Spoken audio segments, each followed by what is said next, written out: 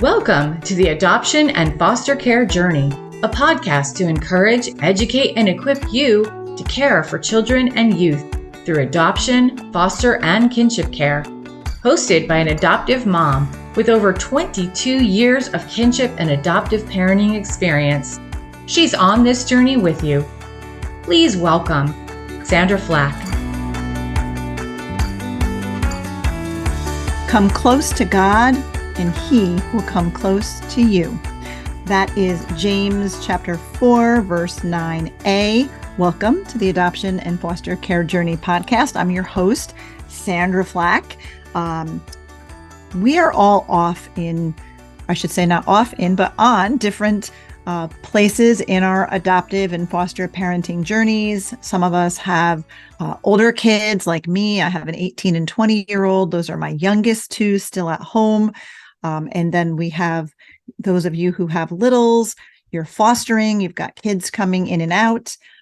Maybe you are a grandparent or a relative raising a child. I have done that myself.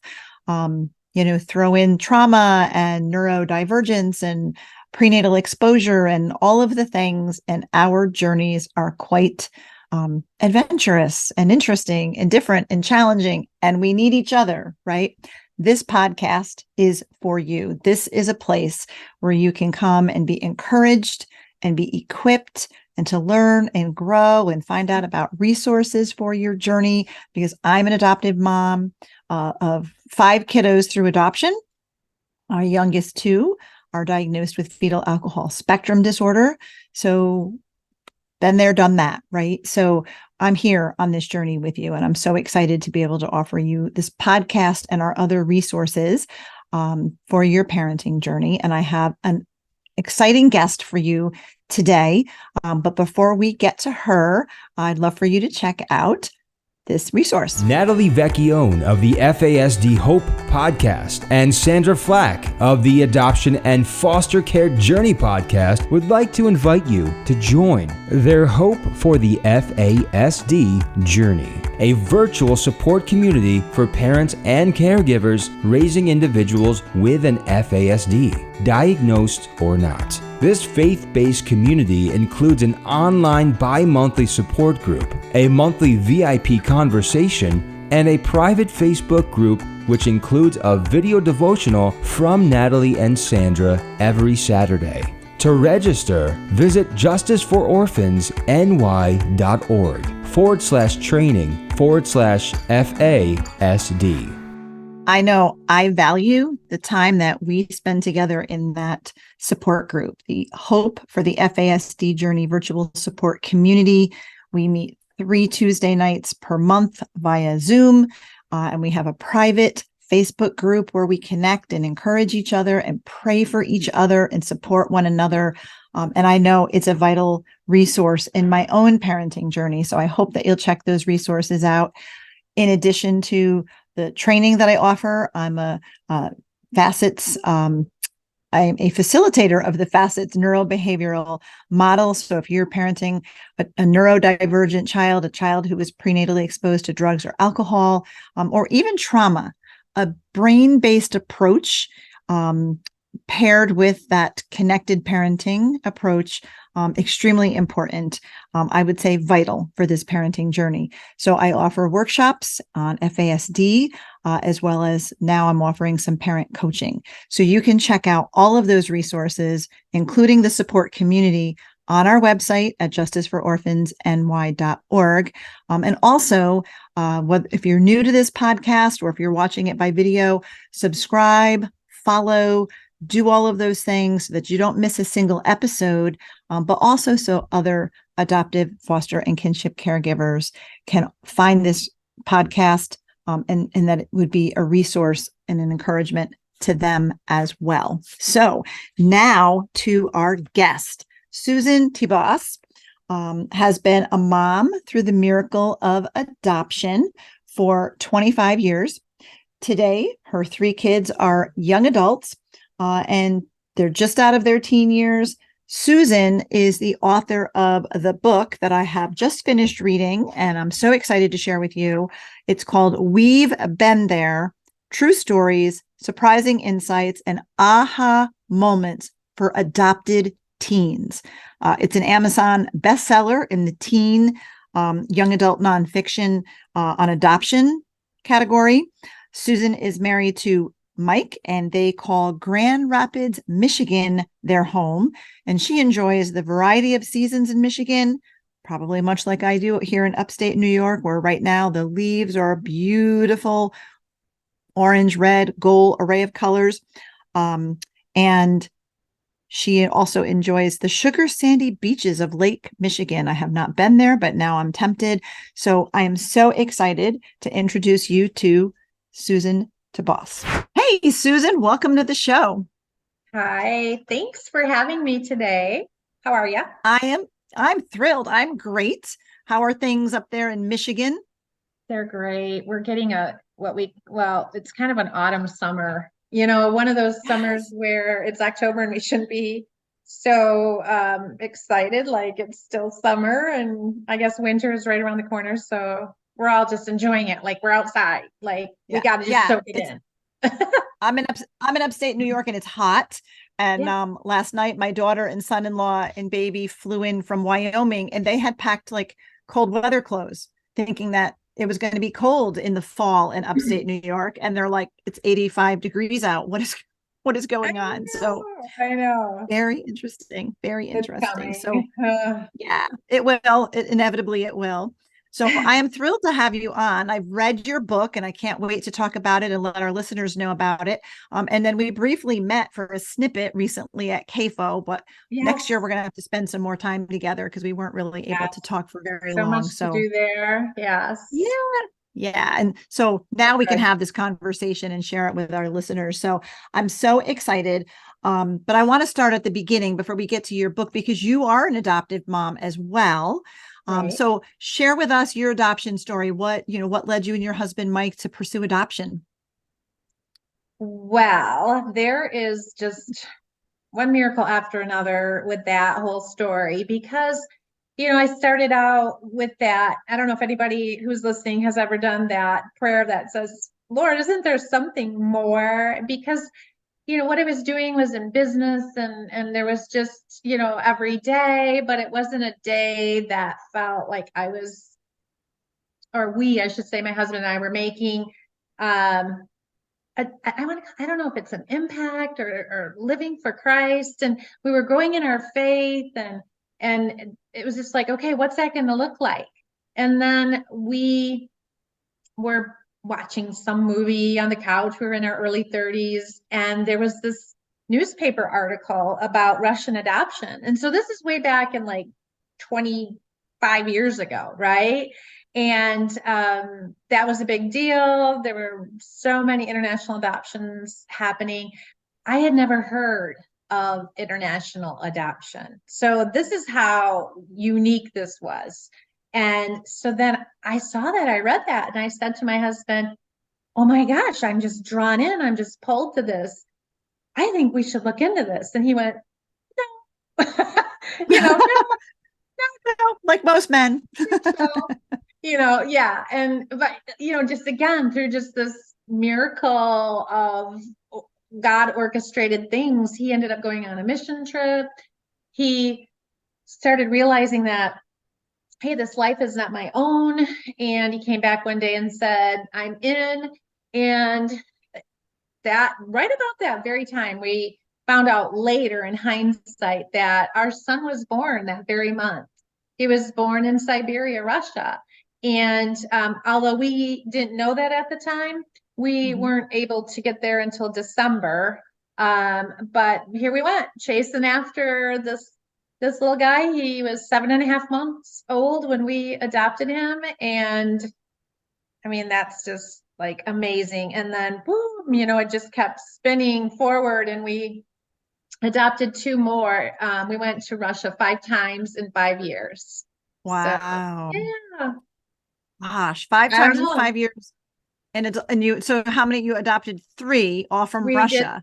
Yeah, 3. And so, which was kind of surprising because I had no idea where this would all lead us, and how God was writing this story about us and our kids. And, fast forward, we just made it through the teen years, and our kids are young adults now. And, wow.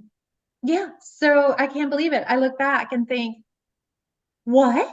And that was God, And that's what he does, because I know for us, we had we had biological kids, then we welcomed in a relative little girl none of that was on our radar. We never had a plan to adopt or to foster or do any of those things, but God, right? Because then he put on our hearts to adopt also internationally. And we went to Ukraine. And, but it was that, wanting to be obedient to whatever God called us to do, having no idea what it was going to lead to, because we in the end adopted a sibling set of 4 from Ukraine, right? So 3 came home together. Then we found out about the 4th one, and then a few years later we're able to go back to and get him. But never had planned any of that. It was all God. And then eventually established our nonprofit, again, something we would have never, obviously was so interconnected to the fact that we had adopted it. Our nonprofit JFO wouldn't exist if it wasn't for us having adopted our kids. And then, then embarking on this whole journey of FASD and all of that training and everything that I do. So it was like nothing that I currently do today in life would have ever happened if it wasn't for God calling us to adopt. And he had the big picture, right? Yeah. You've written this amazing book that would have never happened if you hadn't been an adoptive parent. So it's so amazing when we say yes to God, in the journey he takes us on, he equips us for it, right? Because I think if we'd have known, one of those cases where if we'd have known at the beginning, what it would lead to, we wouldn't have signed up probably, because we would have thought I could never do that. And, I think he sees something in us that we can't see. And when we make ourselves available and we're like, hey, we're into your will. Yeah. And he sees something that we just don't have, the eyes to see or whatever. I don't know. So it's life-changing. Yeah. It is life-changing. Yeah. And it's exciting. It's hard. Like, I know, this is not an easy journey. It's not an easy parenting journey, but I wouldn't trade it for anything, because I know I'm walking in exactly what God has for me. And it's definitely a journey of faith. So, but it all starts with that. Yes. So now, how old are your kiddos? They're all young adults, but how old are they now, and how's everybody doing? They are 21, 23, and 25. So, well, and while I was writing the book, they were this was 3 years ago when I began researching and talking to adoptees for the book. So they were just fresh out of the teen years, and we were living it, feeling it, freaking out about it. It was, I mean, to be honest, the teen years, when you have teens, it's hard enough. And then if you have teens who do struggle, it adds that extra layer. And, adopted teens or foster, kids with foster care in their story. So, honestly, it was a really tough go for some of my kids. And that's what led to the book. Just they tend to inform me on what I need to learn, right? They tend to let me know in not so straightforward ways. So. Yeah. Because they've all of our, whether kids come in through adoption or through foster care, or whether we adopted them as babies even, or as newborns, or some adoptive parents are in the delivery room cutting the cord, right? It doesn't matter, because there's been a loss, there's been a trauma, and there may have been prenatal trauma with drugs and alcohol, there may not have been, but there is that initial loss, and that's something that is going to be a big part of the story moving forward. And when they're teens and young adults, I find it really begins to surface. I'm sure that, I know, because I read your book, that is very common. Common theme. So that is so exciting. And I think some of our kids are the same age as I have so many, because I have 8 kids altogether and I can't keep track of everybody, but it's like, I know I've got kids in that age range, same as yours. So, and everybody's doing pretty well now. They're doing, they have interesting careers. My husband and I came out of the, college scene. Everybody was pushed, to go to college, which was good for us. Our kids tried it. And you know what? for some it worked. For one of our sons, he is a bicycle mechanic. And Wow. my husband is a road biker, mountain biker, gravel biker, on a pedal bike, not a motorcycle. And Right. so our sons all of us did that. And one of our sons he raced, and he became very good at mechanical stuff with the bikes, and just really grew up with it. And then he got into a shop where they took him under his wing. And so that's a really cool story, because when we did his birth family search and found, other siblings, and mom and dad were married, and hands-on stuff was right up there, gene pool alley. And I just loved that, because there we didn't push for something that fit for us.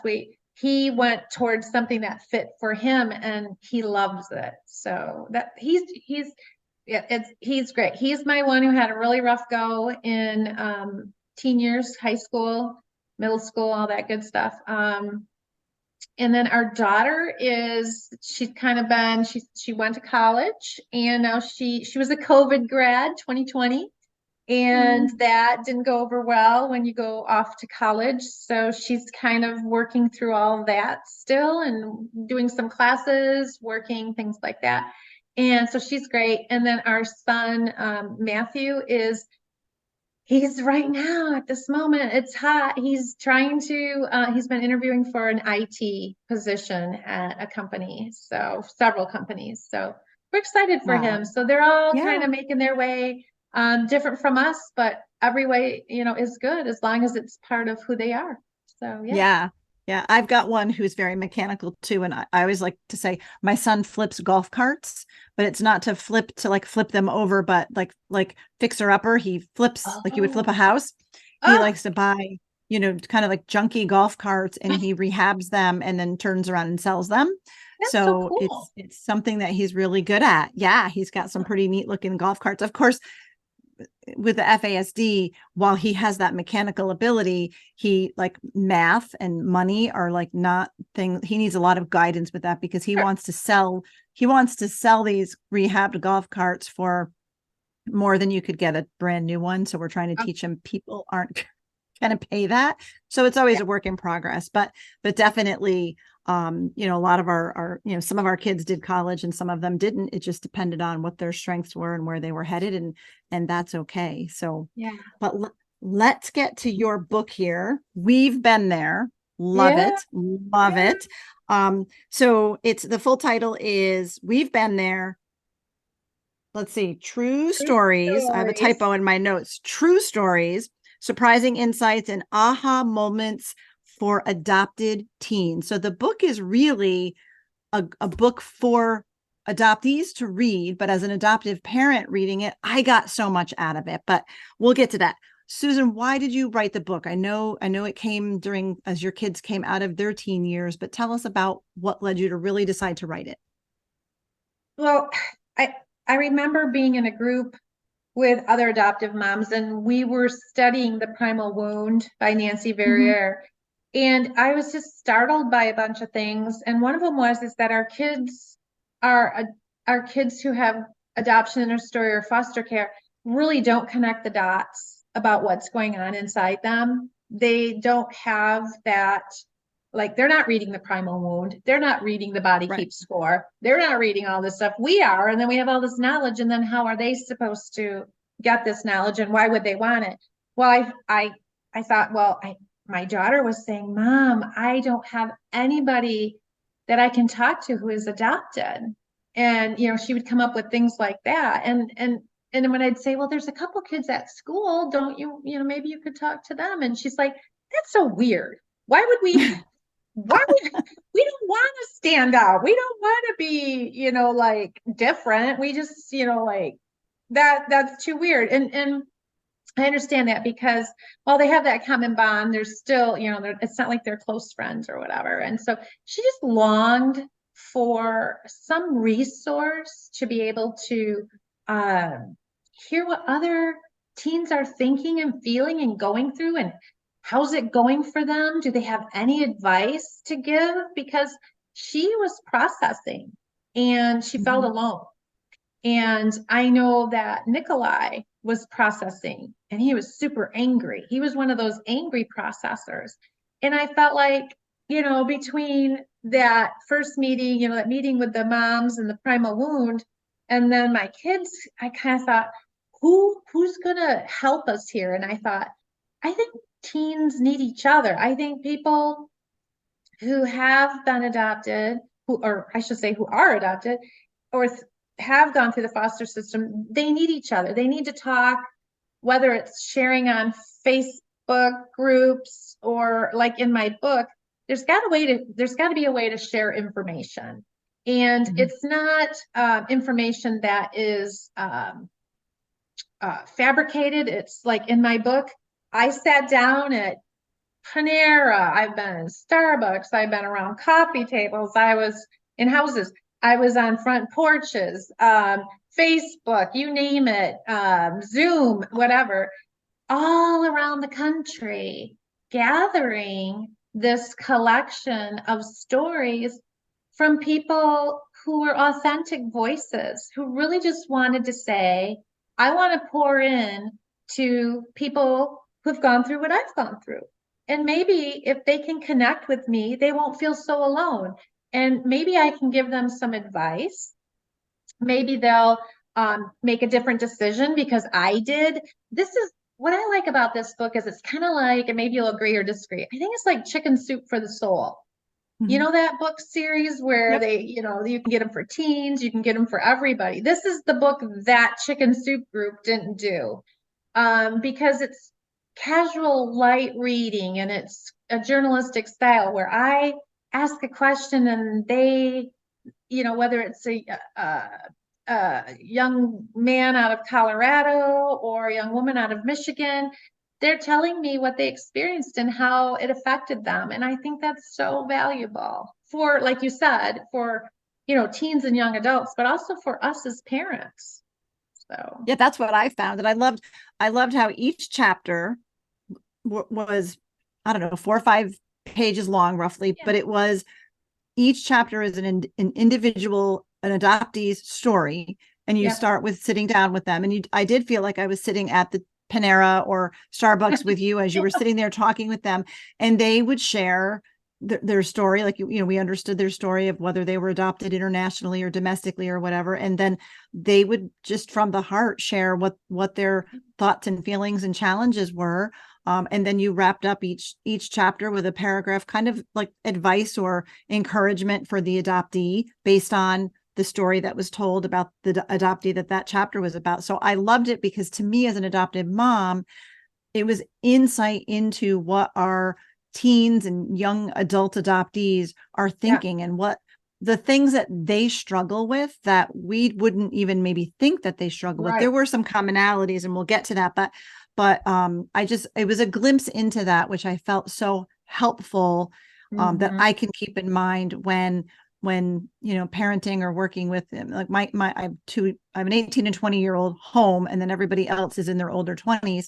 And but still, my one daughter who's 24, she just came to me recently and said, I've been journaling and so she's wanting to process.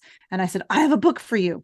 You can't have it yet because I'm interviewing the author. And as soon as I'm done with the podcast, you can have the book. And so I'm going to give it to her on Saturday when I see her. But I feel like this is a perfect tool for that, no matter how old our adoptees are, because they can definitely resonate. So how many adoptees did you interview, Susan, for the book?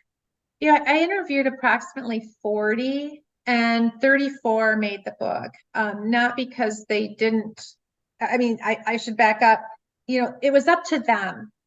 When we went through the process, honoring their story, honoring their, whether they wanted to be anonymous or not. And the majority of them have chosen to use their real names. We actually have pictures of them on my website. But there were some people, there were some people that, we got through the process a little bit and they were like, I need to step back. And they weren't ready. And I think that's a beautiful message, is that there are times when, our kids aren't ready and we can't pressure that, And being adopted or having foster care in your background is not a 24/7 thought process that they go through every single day. It comes in waves, and it's not like something that's they're dwelling on constantly. So, but when we did actually sit down and meet, some of them said, I guess I'm not ready. And those were the ones who stepped away. And that was perfectly fine. I knew that going in to it. Yeah. Yeah. So incredible. I know one of the stories that stood out to me, because it was, my kids are adopted from Ukraine, yours are adopted from Russia, but this story was about a young woman who was adopted from China, and she had been told that, with the one child policy in China, since she was a girl, that was probably why she had been adopted. And because her parents couldn't keep her, she was a girl. And so she kind of embraced that as, and I could see a kid doing this, like, so that's the case with all baby girls in China, right? Then she grows up and goes to college, and she's at a university where she's meeting students who've come from China, not adoptees, but students who've come from China to go to college, and they're girls who came from their biological family in China to come to college into the United States. And she was like, wait, why aren't you adopted then? Because they can't keep girls. So she had this revelation Epiphany. of, well, wait, epiphany, perfect word. And then, really in the end realize that it's really that one child policy affects the very poor. So probably she came from a very poor family and they couldn't keep a girl, whereas more wealthier families can. So like, that was something I would have never thought of. I don't have children adopted from China. It wasn't, but it was so like, wow, those kinds of, there's just so many different things that will affect, how an adoptee will feel or how they'll process their story. So that was one of the things that surprised me. What surprised you as you went through this process and you interviewed 40 adoptees? What surprised you that you learned? Oh my goodness, there were so many things. I would say one thing is how so many of them leaned into their faith. Like if they were having like this, you probably noticed that too. And that came up organically. And I was thinking, wow, okay, so if you're having this, feelings of lack of self-worth, and you're scrambling for your Bible and you're rereading some of the scriptures that you've been raised with, reminding you that you are worthy, you are a child of God. Like, it was really amazing to me to see so many reach for their faith, reach for their the truth, because I think in their own processing, some of the truth gets distorted or blown up a little bit more and takes them down. And so to revisit the truth of who they are in God's eyes was like huge. It always anchored them. It brought them back to reality when they were feeling really, really upset. I remember one girl, she would come home from school, she was a cheerleader and everybody loved her, and mom and dad, this is great, all this stuff. Nobody knew anything was going on. And she would go into the bathroom and go into the shower and cry her eyes out. It wasn't every day, but on the days that the waves hit her, she would be in there crying her eyes out because she couldn't figure things out.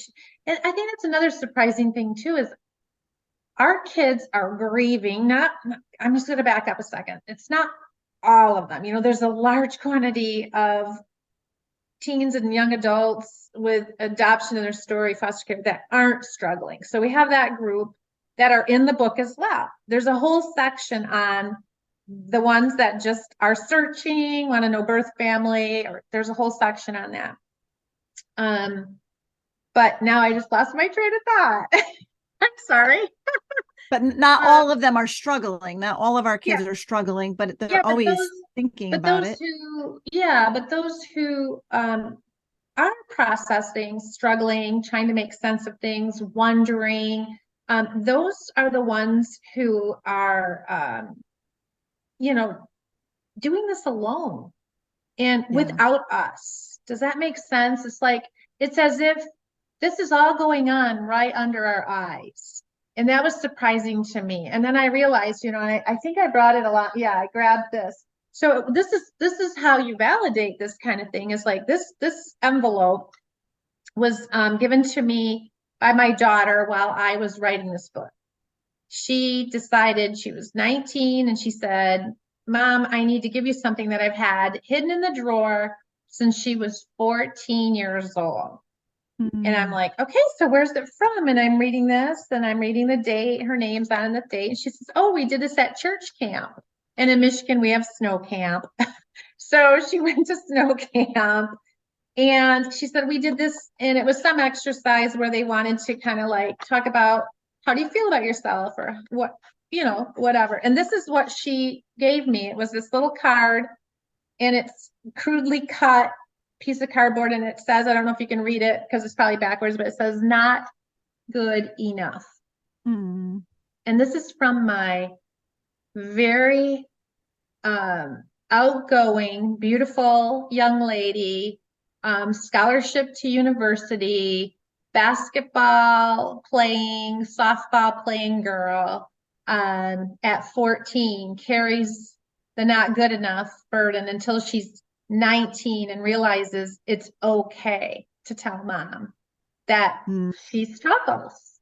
And I think that's I think that goes down a lot. I think based on the stories that I gathered, I think our kids are processing, and we're not so aware as parents. And what if we can be? What if we can be curious and gentle and do it sparingly, and sensitively, and try to get on the same page with them, because just them knowing that we know is a great love message. I think it's a way of saying, I know that this could be a possibility. And if it is, I'm here for you. It's opening the door to conversation, and you're not going to surprise me. Nothing you say is too big for me. We create another connection point in our relationship that is, I think, healing and good. That's just a whole nother reason that, this is such a surprising amount of content, I think, from these people, is that it's, all along while I was writing, it was like, you asked me what surprised me. I think I was constantly surprised. I'm an adoptive mom. I'm like, oh, I wonder if my kids went through this, or are going through that. Yeah, definitely. And that was an eye opener to me too.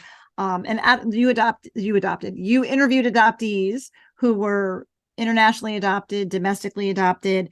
And as I was reading through, I noticed some commonalities. Like, I started making a list of topics that seemed to repeat, like themes. So a lot of them struggled with anxiety, struggled with identity, struggled with self-worth, feeling shame. Those were common words in many of the stories. Did that surprise you? What are your thoughts on that? Well, they're definitely like sections of the book, the way the book was formatted, I guess you would say. We did put together certain themes. So you'll have like a chapter on searching. So many kids want to search. And so we have good search stories, and then we have search stories that are a little bit not so good. And so it gives you a fair picture of what could happen during search. And I think that's really valuable for not only for the teenagers who are thinking about this, but also for parents. There's a whole section on just learning to trust again. Like, for some reason, there's this trust component, and we know the reason, but they don't. And they struggle with trusting us. There's a whole section on wrestling with tough things. Like, why am I so angry? Or why do I feel like I don't belong? There's a section on acceptance. Just, I'm learning how to accept what happened to me. And so I think all those sections show us that there's such a range of responses. It's not just one response. There's all kinds of responses. There's a bunch of kids talked about grieving, and they didn't expect it. Like, oh, I found out my birth father passed away when we did our search, had died. And all of a sudden that triggered a grieving response. Like in my heart, I thought I might meet them someday, and now I never will meet this father. And they talk about that, which I think is so valuable, because in that particular story, she talks about how she did something super tangible. She wrote an epitaph. So she put her birth father's name on the epitaph, and like I think it's an epitaph. Is that the right word? Where you put the name and the date of birth and death, and then and she wrote down that this is from your loving daughter. Where does that come from, right? That's so deep. It's so deep, but so good, because it's a tangible healing tool. Right. And which, there's other ones in here as well. So, and I love how some of these storytellers talk about how friends came around them, like actually like friends who got it, figured it out, and they were able to confide in a friend, and just, constantly these storytellers are saying, we've got to figure out how to open up. We got to figure out how to trust people around us, to open up, to help them to receive what we have and work through it. Because as people with that background, they have to process. There's work to do. There's work to do in healing. And this book is what hopefully will help encourage that openness and that healing and that work that will just, I think, make a difference in how our kids accept what happened to them. So. And so many of them seem to be afraid to share what they were feeling with their adoptive parents, because they felt like their adoptive parent would maybe be mad or feel rejected or not understand, or so there was a common element. And so me as an adoptive mom, I'm reading it and thinking how important it is for us to have open lines of communication, so that they can know, our kids can know, it's okay if you're thinking about your birth mom or your birth dad. It's okay if you want to search. It's okay. I'm here to support you on that journey. Yes. That was definitely one.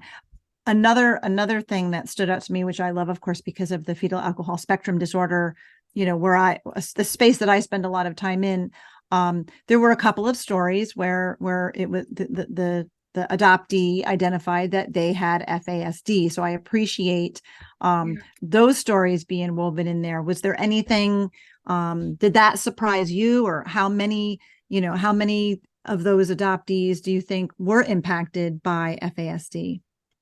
Boy, it's hard for me to tell, but those who did tell me, I thought, look at you, look at how brave you are. And I was so proud of them. And I remember in one of the stories, we were sitting at a Mexican restaurant, and the young lady that I was interviewing brought her sister along, who was just a couple years difference in age.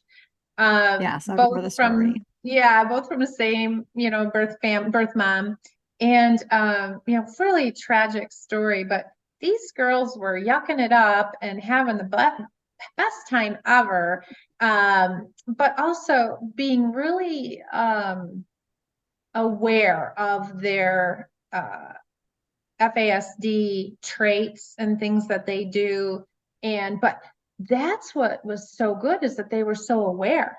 Like somebody taught them. Nobody was keeping it a secret. Like, and when what's wrong with you? Why do you fidget? Why do you have to have these, she talks about her wristbands and all the fidgeting tools she has, that she has necklaces, and she is able to use those for sensory, release, and different things that she does, and she can associate it right back to FASD. And I think that's so, I don't know, it was so refreshing to hear her be like, okay, I have this, but I'm also me, and I'm also love doing this and that and the other thing, and my life is what God has for me, and I'm going to make the most out of it. So yeah.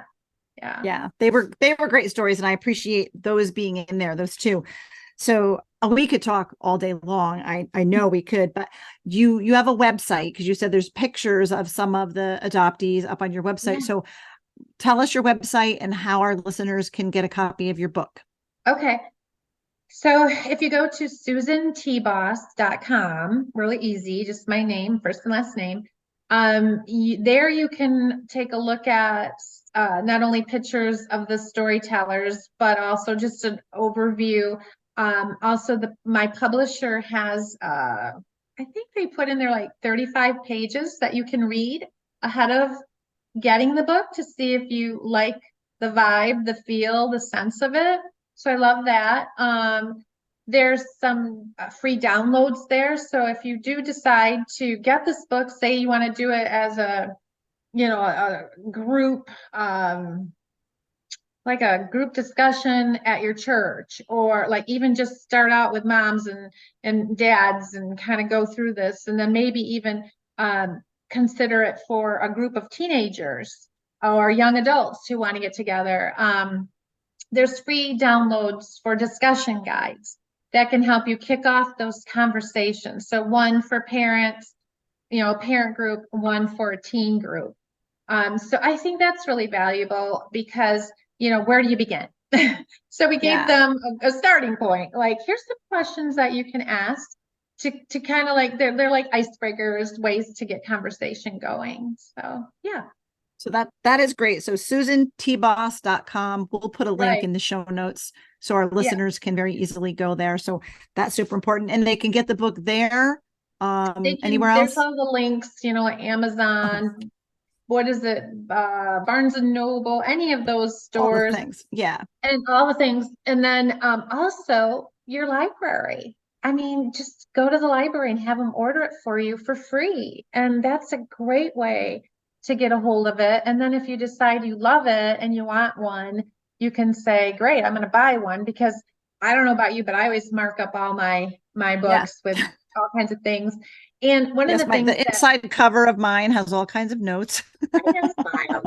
But one thing we also recommend is, if you're reading this as a parent, and there's a story in there that strikes you that your child may resonate with, that you just read with Post-it notes next to you, and maybe just put a little Post-it note in that story, and then circle back around and go, hey, I've been reading this book. There's a story in here. It kind of reminds me of something that might click with you. And that way they don't feel so intimidated to have to read the entire book. Maybe you can start off with a story, reading the story with them, or having them read the story and just kind of, roll from there. So, yeah. Yeah, no, that's great. That's great. The book is We've Been There: True Stories, Surprising Insights, and Aha Moments for Adopted Teens. I highly recommend it. As we wrap up, Susan, a majority of our listeners are adopted moms like us, adoptive, foster, kinship caregivers. So would you share some words of encouragement for our fellow parents who are on this adoptive parenting journey that we both know can be really hard at times? Because we just came out of that teenager season, I would say that grace is going to be a huge tool in your toolkit, because they are growing and learning and making huge mistakes. And we've just been through this season, and we have, been overwhelmed by it. There's times when you're just so confused by all their behaviors. But if you stay the course and are consistent, and grace guides you, meaning, the next day is new, you continue to make your relationship valuable in the home. They're valuable. What they do is what they do, but who they are is a whole different thing. And so that we treat them that way, that at least for us, we've made our way out of that season, and we're seeing not only did we stayed the course, we also have given them time to mature. Maturity and time is a big help, and just processing, being available to them, so that they know that they're not alone in this. So those are my encouragements for the teen years. And it's okay, parents, you've got this. You can do it. If I can, we could do it. We can do If it. I can do it, you can do it. Yeah. And we're doing it. We're doing it, doing right? it. So We're doing it. we're You're all doing at good different, stuff. yeah, we're all at different stages and ages with our kids and different things going on. But God is faithful, and grace, I find, is a big part of it, because we're not always as parents going to get it right every time. And I love what you said. What they do is not who they are, right? And especially our kids that have, if they were prenatally exposed, and even our kids who come with trauma, which impacts brain development, which then will impact behavior. There's things that they're doing that isn't really who they are, right? We need to, I always find myself praying, Lord, help me to love this child and see this child as you do. Because sometimes it's those big behaviors that get in the way, and we get stuck on those as parents, because we have to deal with that, but it's hard. But we have to keep in mind that, they're really made in the image of God, and they need some help, and super important, super great stuff. Susan, I'm just so grateful for this resource to the adoption community, and for all that you're doing, and for being on the show today. Thank you so much. So thankful. It's been great to be with you, and we'll have to get together next time. We're at CAFO or wherever we are. We keep saying CAFO, Christian Alliance for Orphans Summit. So definitely hope y'all who are listening can come to that next year. And 2024, we will be in Nashville, Tennessee. So so much learning. I'll be there. Yes. Incredible learning, connections. I'll be there. Susan will be there. So many other people will be there that you're going to want to connect with. So great commercial for CAFO. And thanks so much, Susan. It's great to have you on. Take care. Thanks. Bye-bye. Thanks. Wow, what a great conversation with Susan TeBos. We will make sure that we put a link to her website in the show notes. Wonderful book. Just great insight into what adoptees often think, the things that they struggle with. I would highly recommend that you check it out. We want to encourage you and equip you for your journey. So that includes these wonderful conversations that we have on the podcast, but also our training, our FASD support group, and parent coaching. So I hope you'll go to our website and check out our resources there, justicefororphansny.org. Don't forget to like or to follow, subscribe to this podcast, whether you're watching the video or whether you're listening to just the audio. When you do that, it helps other families on the adoption and foster care journey to find these resources. And of course, you can also follow us on social media at Justice for Orphans, and you can find me on the platforms as well at Sandra Flach. So thank you again. I'm just grateful to be along with you on your parenting journey. Thank you for listening to this episode of the Adoption and Foster Care Journey podcast, brought to you by Justice for Orphans. We hope you were encouraged today. Please be sure to subscribe to this podcast and leave a review, and share it with your fellow foster and adoptive parent friends so they can be encouraged too. Be sure to find and follow us on Facebook and Instagram at Justice for Orphans, and check out our website for vital resources at justicefororphansny.org.